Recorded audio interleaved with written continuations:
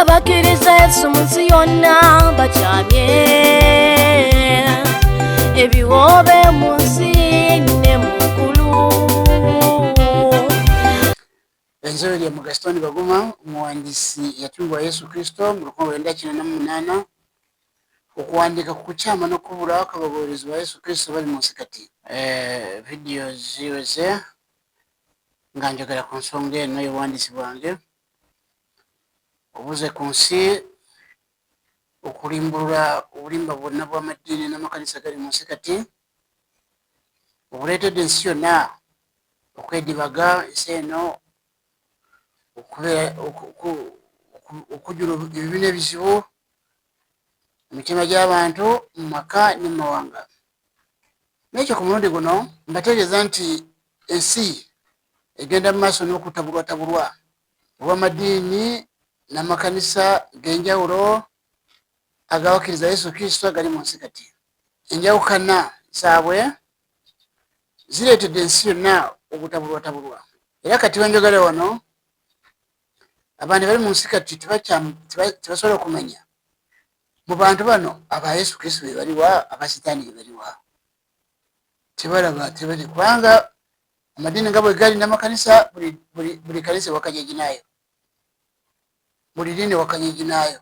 Mukatuliki agamba mu Protestant mulimba, mu Protestanti agamba Bakatuliki baabula, Omuseventiside agamba bonna baabula, omulokole wa bugingo agamba ffe batuufu, Uwasennyonga agamba nti abalala banabbi b'obulimba. Era bwe mutuuka ku byalo kyemuli mujja kukisanga kibuli musumba, buli ddiini n'abagoberezi baayo, buli musumba alina abagoberezi ababi. Munne oba banne bebatalinako obuyinza nga babe bwoya. Ekyo ensi tabuddwatabuddwa nnyo. Kati naawe okumanya nti Sitaani muzibu ojja kugisanga nti mu makanisa gano agali mu nsi kati kusanga bayita bantu mujje mufune ebyamagero. Ate era ojja kusanga nti mu makanisa agawerako mu maddiini ebyamagero munangi kusanga bikolebwa. Naye ensi etabuddwatabuddwa kuba temanyi, ensi temanyi kati ku bigenda mu maaso ebyamagero bya Sitaani byebiriwa, ebya Katonda byebiriwa, ebya Yesu Kristo byebiriwa.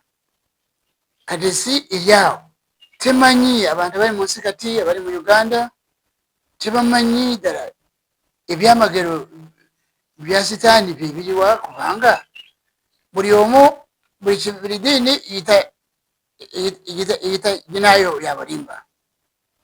Ekanisa naye teyesiga ginaayo naye bakola ebyamagero. Sanga wakakande tukola ebyamagero, sanga wakanja tukola ebyamagero, sanga wabugingo bakola ebyamagero, Wasennyonga bakola ebyamagero, wawona nkugambye tukola ebyamagero. Basebo ne banyabo mwekenenye mwetegereze ensonga eno. Ensi etabuddwatabuddwa nnyo. Naye ate mu buwandiisi buno bubalaga ekyokukola, bubategeeza muzibuke amaaso. Muzibuke amaaso mutegeere tukole tutya. Mbategeeza kusinziira ku buwandiisi bwe naweebwa, nawandiika ku byamagero ebikolebwa mu maddiini n'amakanisa gali mu nsi kati n'ekyebikolebwa nti ebyamagero ebikolebwa si bya Katonda ne Mukama waffe Yesu, nedda. Ebyamagero bye mulaba eyo si bya Yesu Kristo wabula bya mubi Sitaani. Kubanga nga bwe mbadde nkyogera ne mu vidiyo ndala bategeeza nti omwoyo wa Katonda tayinza kubeera mu bantu abataagalana, abagamba nti bakkiriza Yesu Kristo naye nga tebali mumu, abagamba nti bakkiriza Yesu Kristo naye nga tebafunibwa etteeka lye eribalagira kwagalananga boka na boka. N'olwekyo ebyamagero bye bakola tebibala bya Katonda nga obubonero bwa Yesu Kristo temuli mu bo balaga nti babi. Kubanga abantu bano bali mu maddiini n'amakanisa, abagoberezi ba Yesu Kristo bali mu maddiini n'amakanisa ag'enjawulo, tebalaba ekibi kyenjawukana ekiri mu bo, tebakiraba. Era tebalaba nti okwagala kwa Katonda tekuli mu bo, tebalaba nti bumu Yesu bwe yayagala tekuli mu bo, awo tebalabawo. Usanga bagamba tusinza bitali Katonda, tubba tuyenda n'ebirala ebifana butyo. Naye okwagala nga tewali, okwagala tebakukonako, naye n'okukumanya tebakumanyi.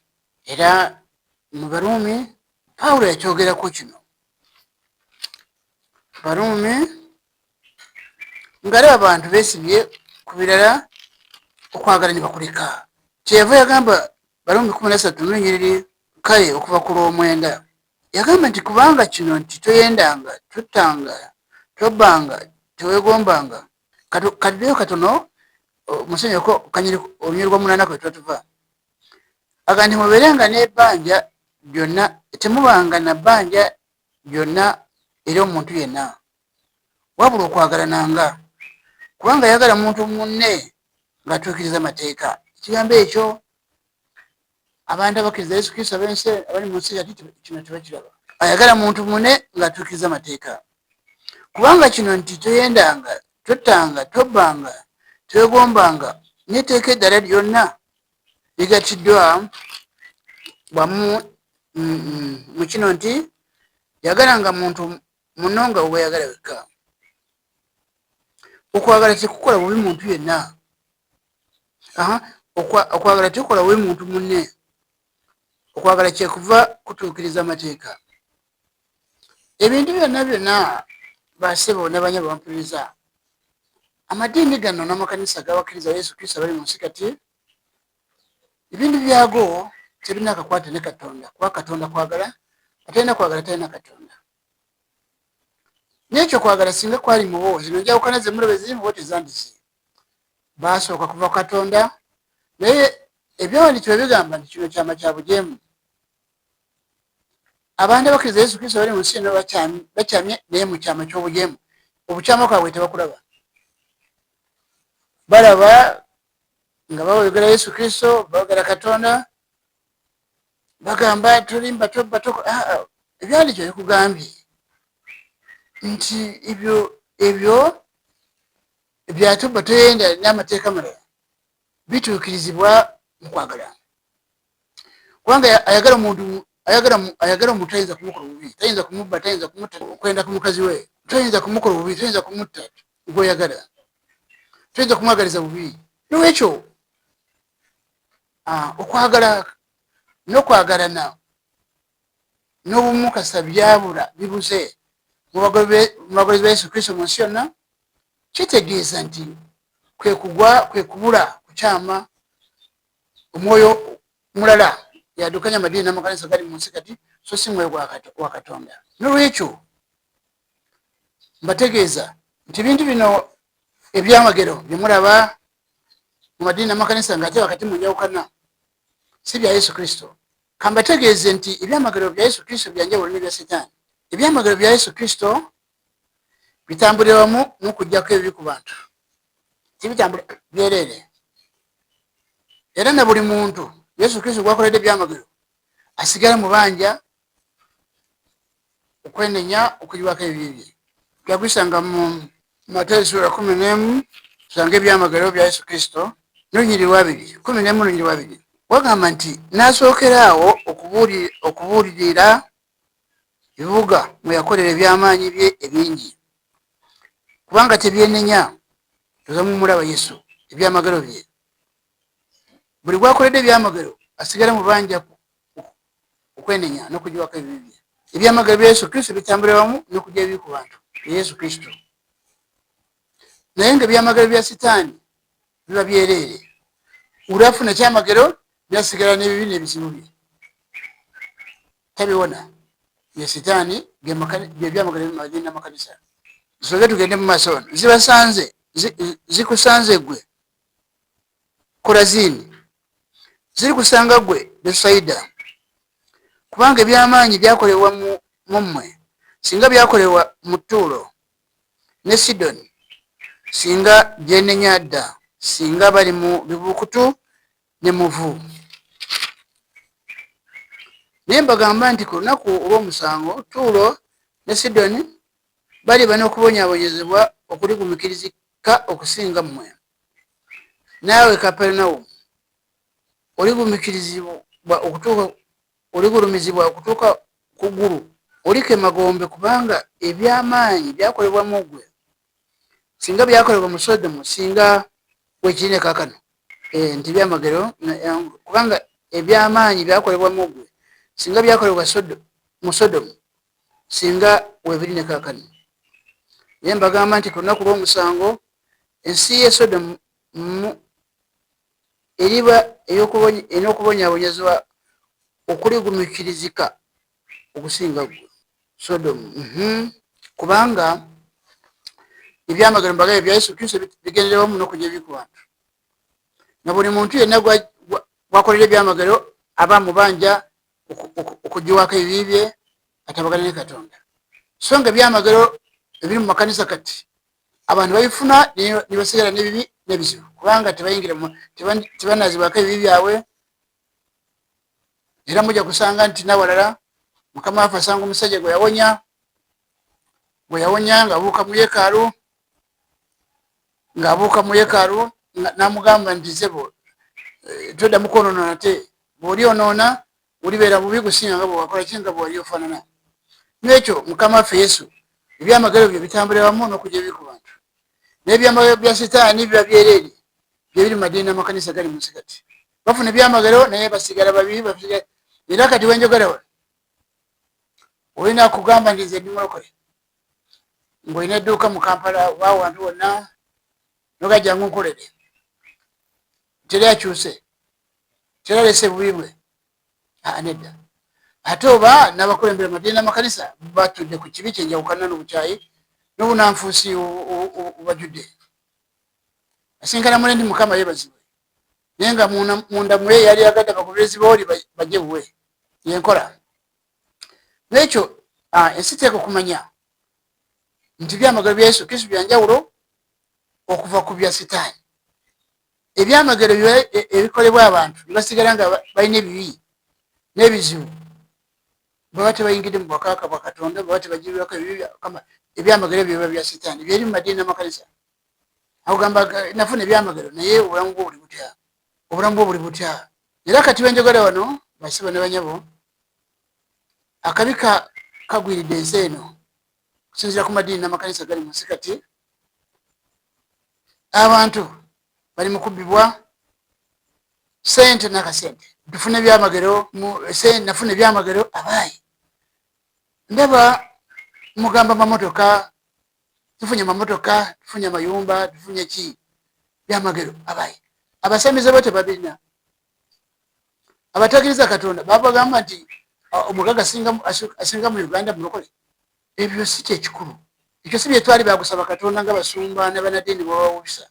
Bye twali bagusaba Katonda kwe kutambula naye bulungi, kusaba Katonda nga bw'ayagala. Naye bangi musaba n'okuweebwa ne mutaweebwa kubanga byamagero ki bye mufuna mu madiini n'amakanisa ng'obifuna n'osigaza ennaku ku mutima. Funye ekyamagero ali n'osigaza ennaku ku mutima, n'osigala wakati mu bizibu n'ebibi byo. Towonye bulimba kyokufunye ebyamagero, amaka mafu kyokufunye ebyamagero, n'abalala bakola ebyamagero bannange kyemuyitamu nekiyitamu nekimanya. Ebibi teri kibi kyokola ekitakolebwanga mulala, kitakolebwanga walala. N'ekyo obubi bw'omuntu bumanyiddwa okusinziira ku byafaayo byakubakwada. N'ekyo mbategeeza basibe ne banyabo nti ensi etabuddwa. Ebyamagero bya Yesu Kristo bitambulamu n'okujja ebi ku muntu. Naye mbuwulira omuntu yafuna ebyamagero ow'amazima nti yuno mu Uganda binakolebwa ebyamagero, kubanga omulaba nga alina omutima omulongoofu, omulaba nga alina ebibala by'omwoyo n'ebibala by'omusana mu ye. Bagamba bafuna ebyamagero, bakola ebyamagero. Naye obubi bweyongera gye bali, obukyayi bweyongera gye bali. Nga bwe mbategeeza bulijjo ku vidiyo zange ndala, mba ntegeeza nti esente zonna abasumba ne banadiini zibasolooza ku bantu kati zonna za bubbi. Yesu Kristo taziragiranga mu ndagaano naye empya ekisa nedda. Nabagamba nti kati wenjogera wano abantu abanadiini n'abasumba bali mu nsi kati bakyala kimpadde babbye ensi eno kujogoloza nga bagetaaga tebyawandiikibwa. Badira nabagamba bazira endagaano zino ebbiri endagaano y'okulusozi Sinaayi ya Musa n'endagaano y'okumusalaba Yesu Kristo nibadde endagaano eneyiino neeno nibazicyanga nga bwana buno obubeera mu katale kano kafuna kano nga bwana nabulabanga mu katale kano kafuna simanyi kano tekafuna kwegamba nga bali mu kucyanga omuntu kumubba nibaddira endagaano nibaddira bamalaki nibaleeta eri Yesu kubanga babasaba ebitundu bye 10 ani yabagamba ani yabalagira Yesu Kristo mu ndagaano yabafe Petero yabisaba ani ebitundu bye 10 byemusaba kubba abantu Petero yabisaba ani mu mpolunyerero mu nga Petero abisaba nga Pawulo abisaba nga Yokaana abisaba mu njiri yonna mumbuulire mu njiri mpya mu ndagaano empya y'ekisa ani yasaba ebitundu bye 10 kubanga Mukama waffe Yesu ebigambo bino ebyokugaba yabisanga ebya Musa yasanga bigenda mu maaso era ye teyabiyimiriza ng'atuuse kubanga ekiramo tekikola nga kirama tanafa Yesu yawanikibwa ku musalaba endagaano ya Musa nekomaawo ng'ebyandikibwa bigamba wano Beburaniya essula 7 n'olunyiriri tuve 11 tutegeere nti endagaano ndala eno ndagaano enkadde singa bwe mubeera ne eggwanga bwe libeera ne museum tebagigala bikujikiza ebyafaayo byonna eno ndagaano ebyandikibwa biyita mutwazi ndagaano enkadde yali etwala abantu eri Kristo kubanga Musa ne bannabbi baweebwa okulanga okujja k'omulokozi kyokka ekyaleeta Yesu Kristo badde nkitegeeza mu vidiyo endala zenasobola okukola nga mbategeeza nti Yesu Kristo kyamuleeta ku nsi yajja nga aleese omukisa gw'amawanga gonna Katonda gwe yasuubiza Ibulayimu bwe yaleeta kyokka kye kyali kimulese bikolo yatuma 3 olunyiriri lwa 25 lwa 26 ekyaleeta Yesu Kristo ku nsi tiyajja nga ebya Musa si bye byamuleeta Musa yaweebwa omulimu n'agutuukiriza ne bannabbi y'ogutuukiriza kakale ate bano bakyala kimpadde bali mu nsi Pawulo bwe yayita emisege mikambwe gisasaasira kisibo baddira endagaano eno ne baddira ebintu abaleevi b'endagaano kadde bye baali bakozesa abaweereza omusaala Katonda gwali yabawa ate ne baguleeta no mu ndagaano empya balyoke babba ensi eno bajogoloze ate abantu banyumirwe ekuba ligenda mu kuzikirira n'ekyo basaba n'abanyabo mbategeeza nti katusome Beburaniya wano wagamba nti kale okutuukirira singa kwaliwo lwa bwakabona bw'ekireevi kubanga abantu baweebwa amateeka mu biro byabo kiki ekyetaaza nate kabona owokubiri okuyimuka mu ngeri ya Melikizedeki n'atabalibwa mu ngeri ya Looni ebigambo bino basebo ne banyabo bigambo bikadde byetaaga kubyetegereza bulungi omuwandiisi w'ekitabo kino kya Beburaniya yali ategeeza nti nga era waliwo empaka Sitaani era yagala kuyingizawo amateeka ga Musa mu njiri ya Yesu Kristo n'abagamba kakati ebyekireevi bino bye10 bino byabaani bino byabamalaki bye bababbiramu nga baagala biyingire wano n'abagamba nedda bano baleevi abaweebwanga ebyo babiweebwa lwa nsonga era mu biro byabo gali mateeka nga Katonda bwali gabawadde mu buweereza bwabwe naye Yesu okujja yajja teyayita mu Alooni mu baleevi simwe yava Yesu teyava mu baleevi bwe buzibu bw'amaaso bwe mbagamba Yesu Kristo teyavanga mu baleevi abaali baweereza mu ndagaano enkadde ya Musa nedda ekyandikya bigamba kubanga obwakabona bwe buwanyisibwa n'amateeka tegalema kuwanyisibwa obwakabona bwe bukukyuka n'amateeka gakyuka omuwandiisi bwagamba kubanga oyo ayogerwako ebigambo ebyo wakika kirala omutavanga muntu yenna yali aweereza ku kyoto kubanga kitegeerekese nga Mukama waffe Yesu yava mu Yuda ekika Musa kyatayogerangako bigambo bya bwakabona bannaye abantu banababba kutuusa ddi ekkanisa yakyama nebula eyo mulembe guno naye naleeta ate ababbi bokuba nga beyambisa okukyama kuno kubanga abantu tebamanyi bya Katonda. Bakuba leeta ebintu 10, leeta ebiweebwayo mu ndagaano mpya biri luddo. Yekisa ebiweebwayo bitegeeza ki?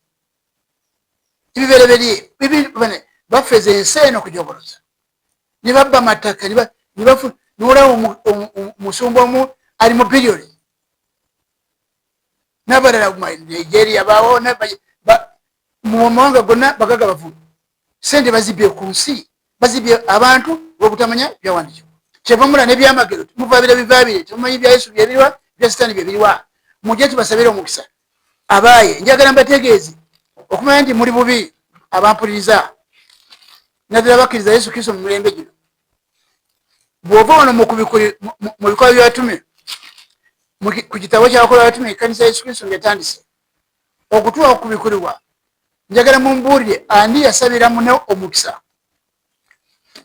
mu ndagaano mpya mumumpe. Babalimba mujje tubasabire omukisa. Omusumba bw'aba yagala sente azisaba gwe, ate gwe boozeetaaga gamba saba Katonda. Kati tola nti bufere bujja kubabonyabonya nnyo. Ye bw'aba azeetaaga, omusumba bw'aba azeetaaga agamba mumpe sente, ate bw'aba bw'ozeetaaga agamba nti saba Katonda, ate akulaga nti yakusinga okusaba. Lwaki obanga sente bazisaba uzisabye Katonda nazikuwa, lwaki yakusinga kusaba tayisaba Katonda? Gwe musinga okusaba. Bw'aba azaagala azisaba gwe. Yabaffe mbabuuza, sente ze mukuŋŋaanya ne bakugamba tugenda kuzimba bino, tugenda kuzimba zino. N'abagamba muleete sente tugenda kuzimba kino, leeta sente tugenda kukola kino. Bw'aba esente ezo bwe bazikwata n'agenda n'azigulamu amataka ge n'agateeka mu manya ge, abagamba nagyeko mwakuŋŋaanyiza miliyoni 2 n'ekyo nagyeko miliyoni 10 n'ingulamu ettaka. Mubiwulira mu mawulire. Bagamba omusajja ali kuzimba simanyi mansions. Balina maato, balina amayumba ku nyanja, bali babakuta obujega. Ensi yonna abasumba n'abanaddiini bagikuta obujega. Kyevamanya nti ebyamagero bya Yesu Kristo muyigire ku buwandiisi. Muyigire ku buwandiisi buno. Ebyamagero bya Yesu Kristo bitambulira wamu n'okujja ebibi ku bantu. Mwoyo wa Katonda ajja n'atuula mu bo. Nibafuuka ekalu ya Katonda entukuvu, nibatabugana ne Katonda, nibafuuka b'omwoyo. Tofuna byamagero byereere, byamagero byereere bye mulimu bya Sitaani. Mu makanisa gonna bakyababba. Andi sirimu wa Kiswahili nnyo naye ulibaga nti mujinga naumia. Mu Kiswahili abakutegeeza nti mutuufu obutamanya kibi nnyo. Mukomaawo basebo ne banyabo mugoberere obuwandiisi bya bwereere, ate mubyekenenye. Mwekenenye obuwandiisi bwange mubukebere buva eri Katonda oba bwa muntu. Ebigambo byange mubisengeje bulungi. Ate sigamba abasumba n'abanaddiini abali mu nsi kati sibasalira omusawo kubasinga, kubanga ebyo byonna babadde babikola mu butamanya. Ekigenda kubasingisa omusango gwe butawulira obuwandiisi buno. Kubanga mbagamba we mbasomedde wali mbategeezeza nti abaayi Mukama waffe Yesu agamba nti abantu abawandizi ne bannabbi bagenda kutuma baligenyezebwa. Ebigambo byange mulaba bibeereka nabyo. Tebande basumba n'abanaddiini bajja kugamba omulabe waffe, kubanga nkuta waluma. Ngenze ku sente. Ngenze ku sente. Sente ani yazibalagira kuzibba abantu mu ngeri ye. Amaddiini gano gonna nga bwemategeeza nti ate obulokole bwava mu Amerika, ate obuliwo kati buno bulokole Pentecost bava mu Amerika, bano bakatuliki nti ate bava Italy Roma, ate bano Protestant nga batazibuka maaso. Bino bintu kaakati Yesu yakola. Yesu y'omu yayigiriza Olukatuliki n'avaawo n'ayigiriza Oluprotestant nga Yesu ali omu, n'ayigiriza Olusevensi nga Yesu ali omu, n'avaawo n'ayigiriza obulokole bwa Kayanja, n'ayigiriza obwa Serwada, n'avaawo n'ayigiriza obwa Kiganda, nga bonna buli muntu alina ekitongole kye. Era bategeeza namanya g'amaddiini gemulaba bati bano Christian Life, manya Church of Uganda, ago simanya ga kanisa, manya ga makampuni aganyagulira ensi ago makampuni g'abantu ago makampuni era bw'oba oyagala kukitegeera genda ewa registry of companies bano abaregisteringa makampuni ojja gusanga nti house of prayer yo company ya muntu muwoza kanisa ani yabagamba mwakisangawo mu byawandiikibwa nti ekanisa baliyo kanisa bagiyita bwe bati Church of Uganda simanyi biki ebyo mwabiwulirawo buli kanisa yabe amanya g'ekanisa gabanga ku kyalo nga bende wano Kitongo ekanisa y'Kitongo kanisa ya Galilaya kanisa ya Galatiya ekanisa Antiochia kyalo naye bugano manya ge mulaba ge bali wandiikiza bagawandiisa kwanga mawanga na gavumenti zabalemererwa nizisalawo niteri okubula enjiri nga teyewandiisiza kubanga bakiraba babalabye nga nabo bajjudde mu bibwereere bajjudde ebyobufuzi bajjudde buli kimu bajjudde obubibwereere nibagamba kakati nti buli agenda kubula enjiri mwewandiise gavumenti tezalina kyakukikolera kubanga bwe mutenda kulya enguzi ku sande osanga gwe batuze gyatudde ku ntebe y'omumaaso bwebanga bamuvunanya n'omusango bagayise bwe tujja kusabira kakati abantu amadiini gano munaakola mutya simanyi bana sagala banjiringise baleme kunsabira mbabaloga bannange obwongo bunaabukola mutya obwo ebintu byakukiriza Yesu Kristo kugenda mu ggulu ebintu bya Yesu okutambula Yesu Kristo okuyingira mu bwakabaka bwa Katonda n'enkomerero tuyingire mu mulamu mutagwawo babagamba nti okukiriza Yesu kwa kutuziika twakiriza Yesu kwa kutuziika bannange abatakiriza Katonda batubaziika so kitegeeza mulina okulabuka bulungi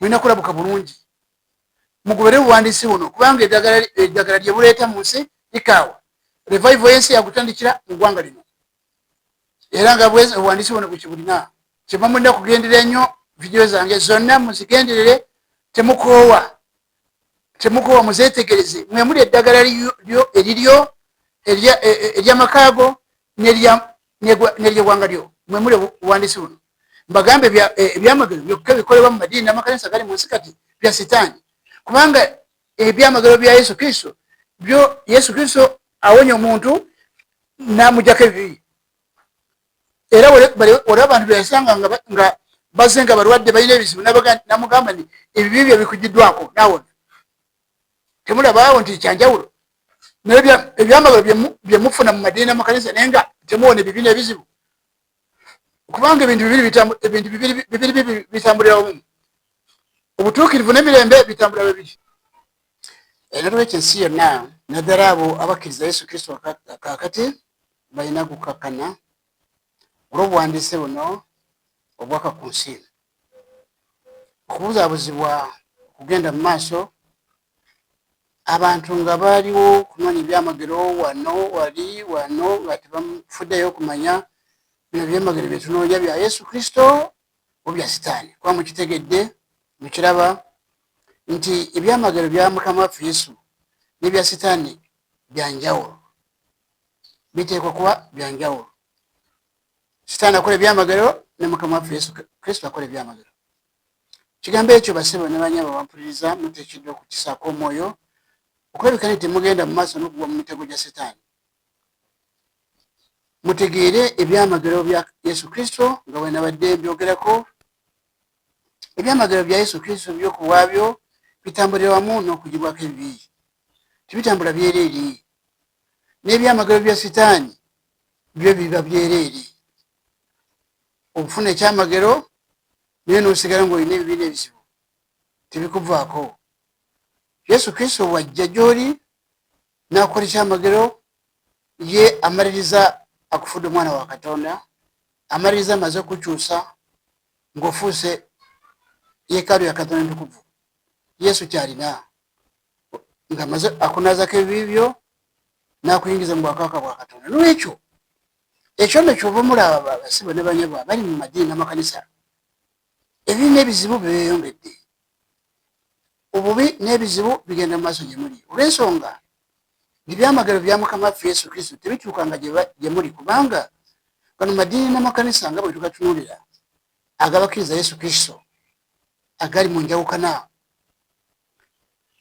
kabonero akalaga nti Katonda tabiriimu. Omwoyo wa Katonda nkyogerako bulijjo, omwoyo wa Katonda tayinza okubeera mu bantu abataagalana, tayinza okubeera mu bantu abatali bumu. Naye ekyo gye mugenda gye muli mu mikono mirala, mwoyo mulala, omwoyo oguli mu byawandiikibwa Pawulo yagwogerako mu Basessaloniika ekyokubiri essula eyokubiri n'olunyiriri olusooka okutuuka 12. Omwoyo ogwo Pawulo yagwogerako gwe guleeta kyekyama ky'obujeemu. Omwoyo ogwo gwe guddukanya amadiini n'amakanisa gali mu nsi kati, wakati mu njawukana n'obukyayi buli mu bo. Nimulowooza ni bya Katonda naye nga mwoyo mulala yabirimu. Yesu Kristo gwe wagamba yakolera ku musalaba kituufu, naye Katonda yatonda eggulu n'ensi kituufu, naye ate enjigiriza gye mufuna si za Katonda ne Mukama waffe Yesu, kubanga enjigiriza ezitaleeta okwagalana, ezitaleeta obumumwe, si za Katonda. Awatali Katonda kwagala, awatali kwagala Katonda tabaawo. Nekyo mbadde simbye ku kigambo ekigamba nti ebyamagero bya Setaani mulina kubyawula n'ebyamagero bya Mukama waffe Yesu, musobole okulambika bulungi mu kkubo eringira mu bulamu mutagwawo. Mu mbeera eno mbategeeza nti Yesu Kristo kujja wano ku nsi yalaze kutujjako ebibi n'ebizibu. Kyava agamba Matayo yakyogerako, mu Matayo yakyogerako ng'alaga nti mwenna bakoye n'abayisobeddwa mujje bawummuze. Yali alina kubajjako ebibi n'ebizibu, naye mu ngeri ki? Byonna byakuyigirizibwa okuyita mu buwandiisi buno. Mukama waffe Yesu Matayo ddala 16:19 ne Matayo 18:18. Mukama waffe Yesu Kristo agamba batume be nti bye balisumulula mu nsi ne mu ggulu nga bisumuluddwa, ebisibwa mu nsi ne mu ggulu nga bisibiddwa. N'ekyo amaanyi ago Yesu Kristo ge yateera abayigirizwa be, abakozi be, ge gaali gwa kuggyako ebibi n'ebizibu, so si kulowooza nti ebyamagero kikulu. Era bw'oyingira nnyo mu byawandiikibwa byakulaga nti ebyamagero bino biyamba abatakkiriza, byali byakuyambanga abatakkiriza. Naye ku ssaawa ya leero omuntu amaze emyaka 2, 3, 4, 5 agamba nyakkiriza Yesu, kyokka nasinda ebibi n'ebizibu. Ebizibu bimulemeddeko ng'akabonero akalaga nti gano madiini ge mulimu enjigiriza yaago si ya Katonda, si ya Mukama waffe Yesu. Yesu Kristo Mukama waffe agamba musooke munoonye obwakabaka bwe, Matayo 6 n'olunyiriri okuva ku 31. Bw'okkirira awo naddala bw'otuuka ku lunyiriri wa 31 wansi awo n'okkirira ojja kusanga nti akulaze nti musooke munoonye obwakabaka bweno butuukirivu bwe, n'ebirala bijja kwongerwako. Ekizibu nti ekibuuzo kiri nti obwakabaka bwa Katonda abantu baali bakubunoonya batya? Obuwandiisi buno bwe bulina okusomesa ekyo. N'ekyo tebyetaaga kwamanta nga abantu ava mu kanisa adda mwene, ava mwene adda mwene, ava mwene. Kakati makanisa kuba gonna gy'ova ne gy'odda bulina bifaanagana, bonna balwadde. Kiringa kwagala okuwonera empewo mu nnyanja n'ogakangane mu nnyanja empona empewo. Gy'ova ne gy'odda wonna wafu. Abantu abalokole abaliwo bangi bava mu Katuliki, bava mu Protestant, nga bagamba badduse obusamize, naye bwe bayingira eri ate baaguba ne basaanawo. Baali balaga nti bavudde mu Protestant, bavudde mu Katuliki, bavudde mu busamize, bagenze mu Katonda omu, naye ate bamaliriza abava mu busamize bayingidde mu bukyayi. Kakati olwo sikudukira oba okulowooza okuwonera empewo mu nyanja. gyova ne gyodda kubanga obukyayi n'obusamize njawulo eri byonna bibi byakutwala abantu mu kuzikira byonna bikola bya mubiri ovudde mu busamize ogedde mu bukyayi byebalokole wingidde mu njawukana bano bakatuliki na protestant bo bakiriza kwamba gyebafafaganira nebafafaganira eyo n'abaprotestant bakiriza obutakiriziganya towulira nti bayombye kubanga bo balwana nebalemerera nebabivaamu nebasigala nga bakyamye ku lwabwe enjawukana nebagiteekawo yalwerera abalokole baali balowooza naye mbategeeza nti abaleeta obulokole buno buli mu nsi balowooza bulowooza naye mwoyo wa Katonda si yaleeta obulokole buno kubanga obulokole buno bwajja obulokole buno buliwo nga Pentecost obwava mu America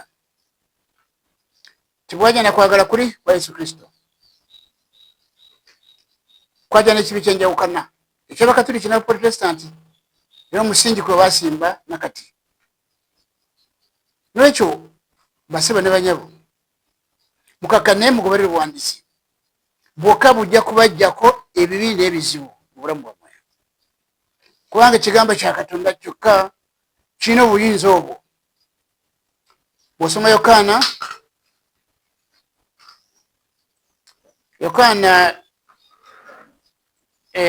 essuula 2 enjiri ssuula 2 n'olunyiriri okuva ku 21 okutuuka ku 23 Mukama waffe Yesu Kristo yawa obuyinza abakozi be obuyinza bw'okusonyiwa ebibi somayo okirabe somayo Yokaana essuula ya 2 n'olunyiriri 21 okutuuka ku 23 ojja kugisanga nti yawa obuyinza abakozi be okugjako abantu ebibi bayibuli nera zikulaga nga King James ekulaga nti ne bayibuli y'Oluganda eno ekulaga nti bawe obuyinza okugjako ebibi ku bantu nawalala ojja kugisanga nti abawadde obuyinza gusumulula kibasumuludde mu nsi nga kisumuludde mu n'ekyo abakozi ba Yesu Kristo balina obuyinza obuleeta emirembe eri abakkiriza Yesu n'emirembe gibabuuze kubanga amakanisa gakyama gava mu kkubo lya Katonda n'ekyo nebaza Katonda mugoberere nnyo vidiyo zange wonna muzigumikirize ndala mpanvu ne muzigumikirize kubanga mwe muli eddagala ly'ensi yonna mu buli kintu kyonna kyolaba ekisobye mu nsi mu bulamu bw'omu maka ne mu mawanga gonna mwebale nnyo okusaayo omwoyo mwebale nnyo naddala abo